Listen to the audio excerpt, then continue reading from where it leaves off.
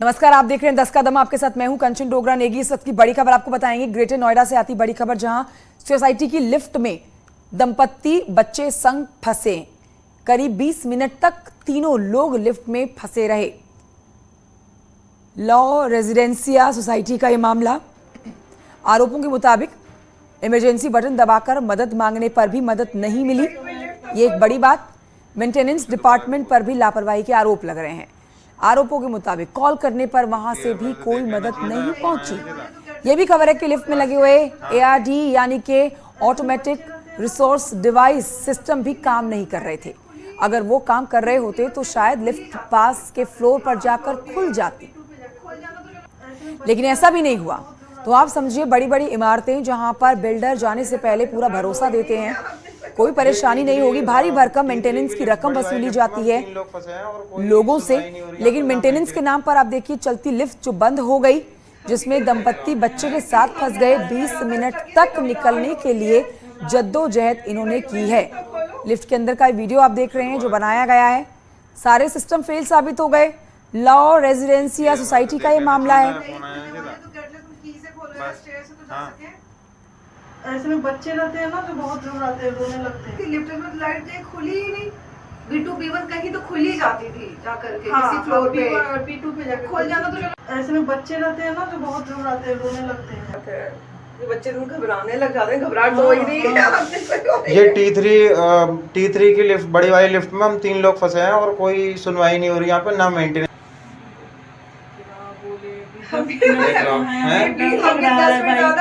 घबराहट हो रही है। कोई लिफ्ट तो खोलो। अभी उसे दोबारा बोलता हूँ। इतनी देर में तो देख लेना चाहिए था, फोन आया था। T3 की लिफ्ट, बड़ी वाली लिफ्ट में हम 3 लोग फंसे हैं और कोई सुनवाई नहीं हो रही यहाँ पे, ना मेंटेनेंस से कोई आ रहा। ये 3 जने हैं, कोई रेस्पॉन्स नहीं है। और हमने सोसाइटी में भी मेंटेनेंस से फ़ोन कर दिया, वहाँ से भी कोई रिस्पांस नहीं आ रहा। और ग्रुप में उन्होंने एडमिन कर दिया है कि एडमिन कोई अथॉरिटी है कोई मैसेज डालने की, तो हम किस तरीके से करें। और हमने ये अलार्म क्लॉक भी बजा ली है और कोई नहीं आ रहा है। यहाँ पे 2 लेडीज़ हैं और मैं हूँ, मुझे ऑफिस को भी लेट हो रही है। और हमारे साथ कोई इंसिडेंट होएगा तो कौन इसके लिए जिम्मेदार है। बढ़ते हैं आगे। हापुड़ से खबर है, जहां गढ़मुक्तेश्वर कोतवाली क्षेत्र के नेशनल हाईवे 9 पर ब्रजघाट टोल प्लाजा के पास एक तेज रफ्तार ट्रक हाईवे पर पलट गया। इसके बाद ट्रक में आग लग गई। देखते ही देखते पूरा का पूरा ट्रक धुलूकर जलने लगा। ट्रक के अंदर बर्तन भरे हुए थे। आग लगने की सूचना मिलने के बाद दमकल की गाड़ी मौके पर पहुंची, आग पर काबू पाया गया। गनीमत रही कि इस हादसे में ट्रक का ड्राइवर और खलासी सकुशल बाहर निकल गया।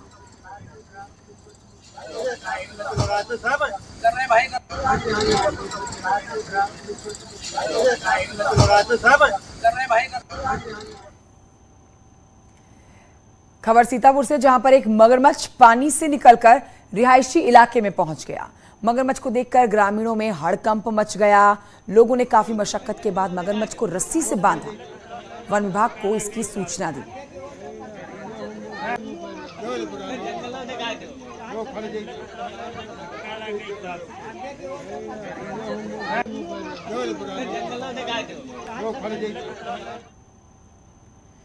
तो वहीं बिजनौर में गुलदार के अटैक की लाइव तस्वीरें कैमरे में रिकॉर्ड की गई हैं।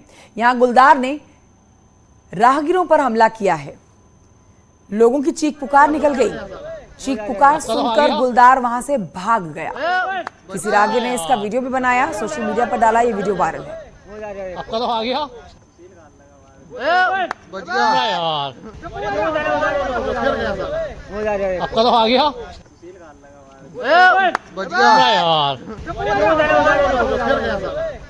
आपका तो आ गया बच गया यार,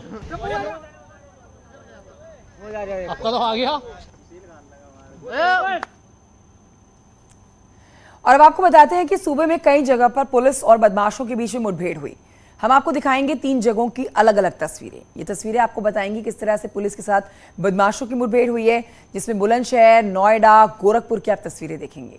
बुलंदशहर में जहां पुलिस के साथ मुठभेड़ में 50,000 का इनामी बदमाश कप्तान उर्फ मंगल गोली लगने से घायल हुआ, तो वहीं नोएडा में गौकशी करने वाले बदमाशों के साथ पुलिस की मुठभेड़ हो गई।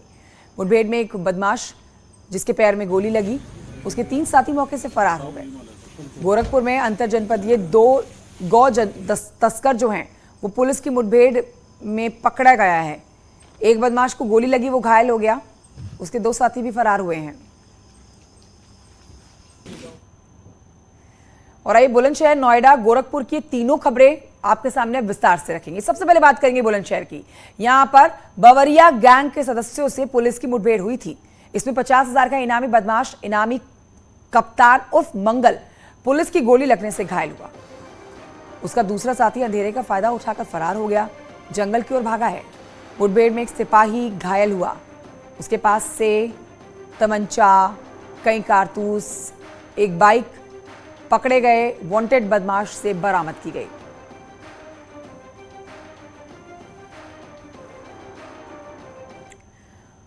बुलंदशहर के बाद अब तस्वीरें आपके सामने नोएडा की होंगी, जहां पर गौकशी करने वाले बदमाशों के साथ पुलिस की मुठभेड़ हो जाती है। मुठभेड़ में एक गौकश बदमाश ताजू जिसका नाम है, उसके पैर पर गोली लगती है। उसके 3 साथी मौके से फरार हैं।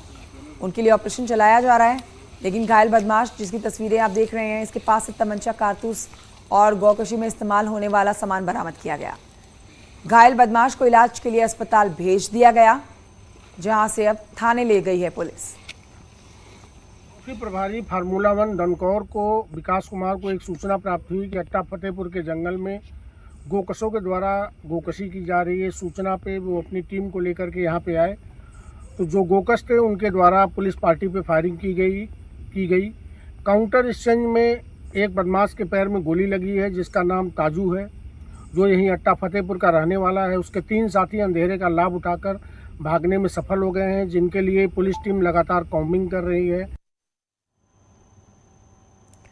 गोरखपुर की तरफ रुख करें तो यहां पर अंतर जनपदीय गौ तस्कर से पुलिस की मुठभेड़ हो जाती है। चेकिंग के दौरान बदमाश पुलिस पर फायरिंग करके भाग रहा होता है, लेकिन पुलिस की जवाबी फायरिंग में उसके पैर में गोली लग जाती है। पुलिस ने उसको गिरफ्तार कर लिया है। बाइक सवार 2 बदमाश फरार हैं इसके साथी, और इस पकड़े गए बदमाश के पास से तमंचा, कारतूस, बाइक बरामद की गई। गौ तस्कर जुल्फिकार कुशीनगर जिले के कुबेरस्थान थाने का हिस्ट्री शीटर है और गुलरिया इलाके में पुलिस की टीम पर हमले के मामले में वांटेड भी है। जुल्फिकार पर 2 दर्जन से ज्यादा मुकदमे दर्ज हैं।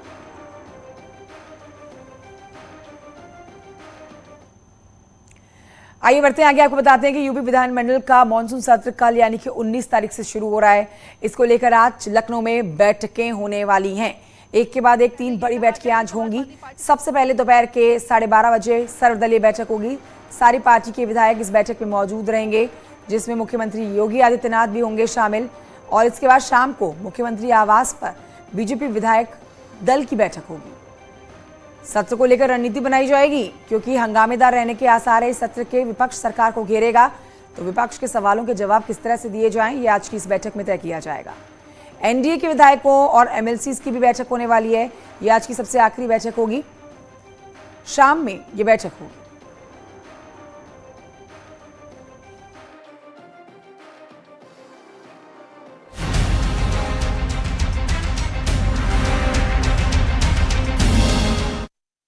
यूपी में जारी मदरसों के सर्वे के बीच में आज सहारनपुर के देवबंद में उलेमाओं की बैठक शुरू हो गई है।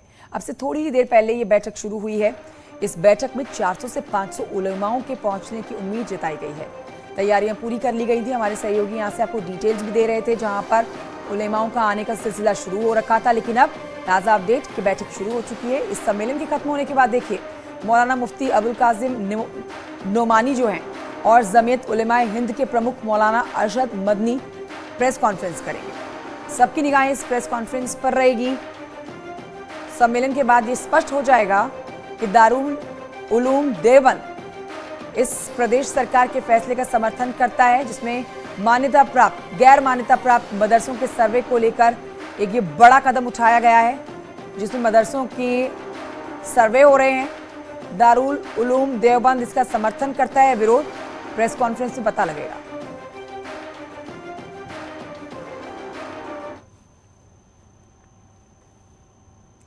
आइए बढ़ते हैं आगे। आगरा से खबर, जहां पर नशे में धुत युवक आपस में झगड़ा करते हुए देखे गए, मारपीट करते हुए नजर आए हैं।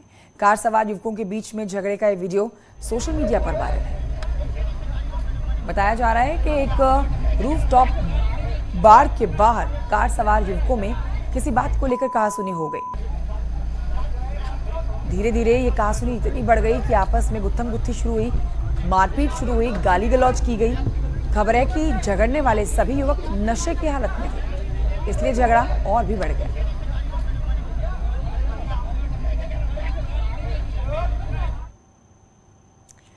हमीरपुर में सिटी फॉरेस्ट में कपल के साथ दरिंदगी करने वालों के घर पर प्रशासन का बुलडोजर गरजा।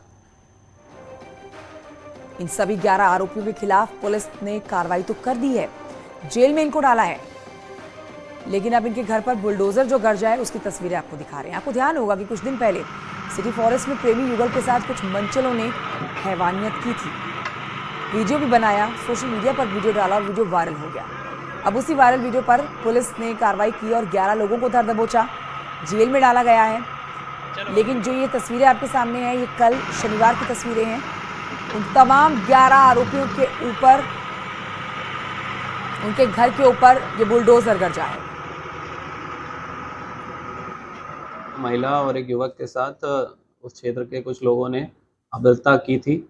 उक्त के संबंध में थाना पुलिस द्वारा तत्काल कार्रवाई करते हुए सभी आरोपियों को गिरफ्तार करके न्यायिक हिरासत हेतु भेज दिया गया है और इस प्रकरण में इन आरोपियों के अवैध निर्माण को चिन्हित कराकर नगर पालिका और राजस्व की टीम के द्वारा उनके अवैध निर्माण के ध्वस्तीकरण की आज कार्रवाई की जा रही है।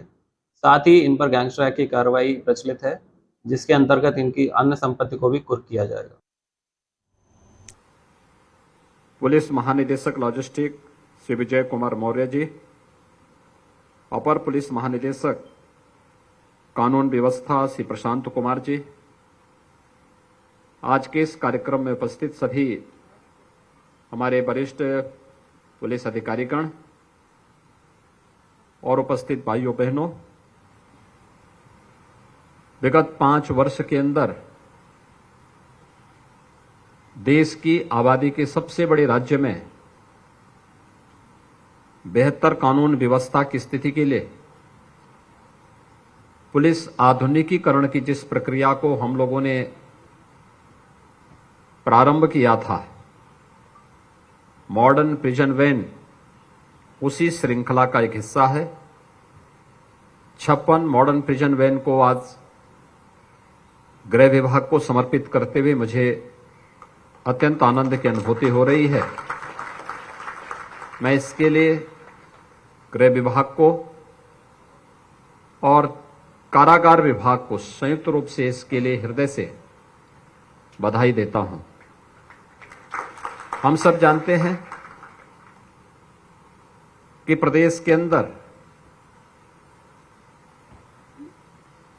इतनी 25 करोड़ की आबादी की जनता को सुरक्षा प्रदान करने के उद्देश्य से और उनके मन में सुरक्षा का एहसास कराने की दिशा से सरकार ने अनेक कदम उठाए हैं। चाहे वह पुलिस भर्ती की प्रक्रिया को पारदर्शी तरीके से संपन्न करने का रहा हो, प्रदेश के अंदर भर्ती पुलिस कार्मिकों की ट्रेनिंग और उन्हें व्यावसायिक दृष्टि से दक्ष बनाने के कार्रवाई को आगे बढ़ाने का कार्य रहा हो, प्रदेश के हर रेंज में साइबर थाने की स्थापना की कार्रवाई का हो या फिर जोन स्तर पर एफएसएल लैब्स की स्थापना का प्रभावी ढंग से इन कार्यक्रमों को आगे बढ़ाने का कार्य किया गया। भर्ती की प्रक्रिया में 1,56,000 से अधिक पुलिस कार्मिकों की भर्ती समयबद्ध ढंग से पूरा करते हुए प्रदेश में पुलिस बल में जो रिक्तियां थीं उन्हें तो दूर किया ही गया, बल्कि पुलिस बल के आधुनिकीकरण और उन्हें तकनीक से युक्त करने की इस प्रक्रिया के तहत उत्तर प्रदेश के अंदर हम लोगों ने जिन कार्यक्रमों को समयबद्ध ढंग से आगे बढ़ाया था, उसके परिणाम उत्तर प्रदेश के अंदर हैं, जिसमें उत्तर प्रदेश की कानून व्यवस्था देश और दुनिया के लिए बहुत सारे मामलों में एक नजीर भी बनती हुई दिखाई दी है। लोग चर्चा करते हैं अक्सर उत्तर प्रदेश की कानून व्यवस्था की और उदाहरण प्रस्तुत करते हैं कि उत्तर प्रदेश जैसे राज्य में जो सबसे क्रिटिकल माना जाता था, 2017 के पहले जिस राज्य में दंगे, फसाद, अराजकता, गुंडागिर्दी चरम पर मानी जाती थी, पुलिस भागती थी और अपराधी दौड़ाते थे, आज उस दृश्य से उभर करके कानून के साथ खिलवाड़ करने वाले कोई भी व्यक्ति, आज उसे मालूम है कि कानून के साथ खिलवाड़ की क्या कीमत होती है और कानून का एक भय है। और सही मायने में कहें तो कानून का राज स्थापित करने की दिशा में जो कार्य हुए हैं, आज उसने उत्तर प्रदेश को निवेश के एक बेहतर गंतव्य के रूप में भी स्थापित किया है। प्रदेश का पहला पुलिस एंड फॉरेंसिक इंस्टीट्यूट की स्थापना भी हम लखनऊ में कर रहे हैं। यह न केवल हमें आधुनिक तकनीक से जोड़ेगा बल्कि अपराध नियंत्रण करने के लिए इसकी एक प्रभावी भूमिका होगी और यह एक ट्रेनिंग सेंटर के साथ साथ उस प्रकार के दक्ष युवाओं को भी प्रदेश और देश को देने में सक्षम होगा। प्रदेश आज एक अच्छी दिशा में आगे बढ़ा है। हमने उत्तर प्रदेश पुलिस बल का आधुनिकीकरण ही नहीं किया बल्कि जिन कार्मिकों का हम लोगों ने विगत 5 वर्ष के अंदर पारदर्शी भर्ती प्रक्रिया के माध्यम से पुलिस बल का उन्हें हिस्सा बनाया है, उनकी बुनियादी सुविधाओं को ध्यान में रख करके उनकी आवासीय सुविधा का समाधान करने की दिशा में बड़े कदम बढ़ाए हैं। आज मुझे प्रसन्नता है कि अक्सर ये चर्चा होती थी, देखने को मिलता था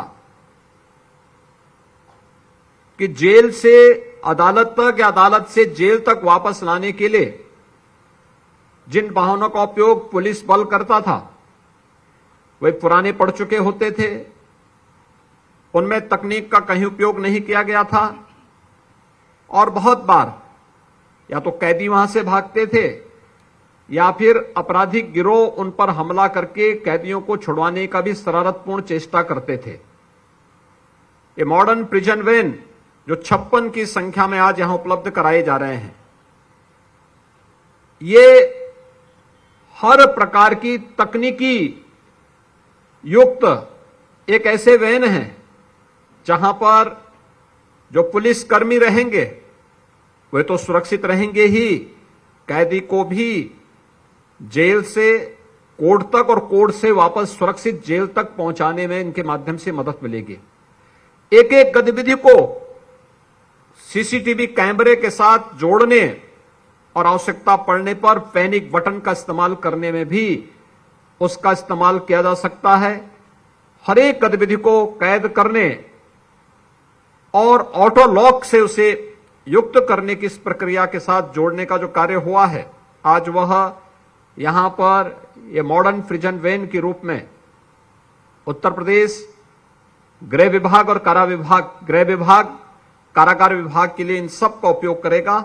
इस अवसर पर मैं एक बार फिर से उत्तर प्रदेश के गृह विभाग को और कारागार विभाग को हृदय से बधाई देता हूं। पुलिस मॉडर्नाइजेशन की दिशा में जो कदम उठाए जाने हैं वह तेजी के साथ आगे बढ़ रहे हैं, उसके अच्छे परिणाम भी सामने आ रहे हैं।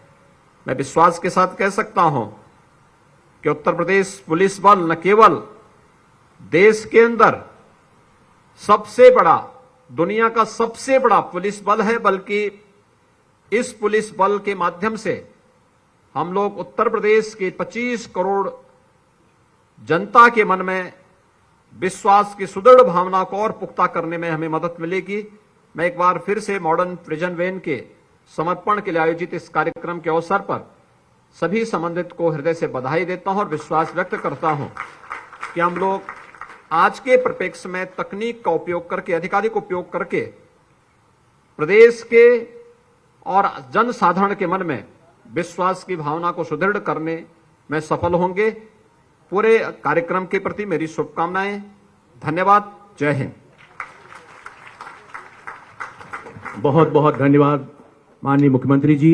आज का ऐतिहासिक पल, गौरवशाली क्षण और ये कल्याणमयी वेला, सादर अनुरोध है माननीय मुख्यमंत्री जी से कृपया अपने कर कमलों से हरी झंडी दिखा करके ये 56 प्रिजन वाहनों को प्रदेश सेवा के लिए लोकार्पित करें।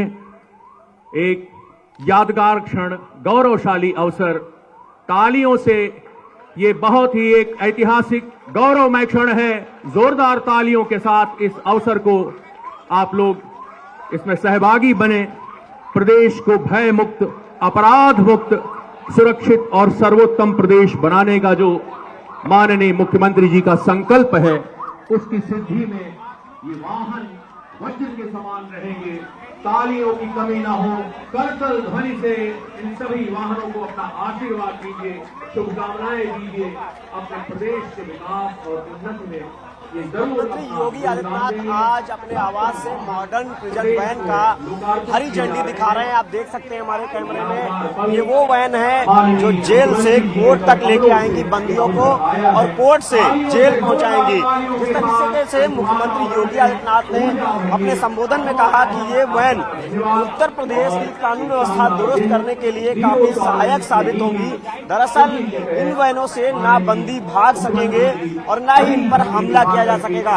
ये वैनें आधुनिक हैं और इसमें सीसीटीवी से लैस है, इसमें पैनिक बटन है, यानी कि अब मॉडर्न प्रिजन वैन आज 56 जिलों में उत्तर प्रदेश के पहुंच जाएंगी। कैमरामैन रवि के साथ संकेत मिश्रा, न्यूज़ 18।